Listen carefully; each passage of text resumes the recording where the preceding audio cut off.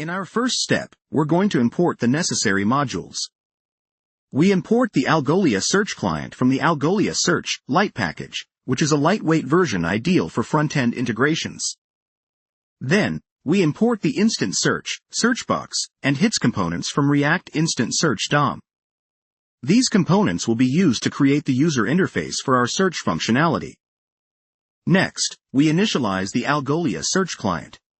Replace your application ID and your search-only API key with your actual Algolia credentials. The application ID identifies your Algolia account, and the search-only API key is a secure way to connect your application to Algolia without exposing any sensitive information. Here we define a React component called hit, which will render the individual search results. This component has access to a hit prop, provided by Algolia, which represents a single search result. We're displaying the name and description of each hit inside a heading and a paragraph tag, respectively. Now let's define the search component that sets up our search interface.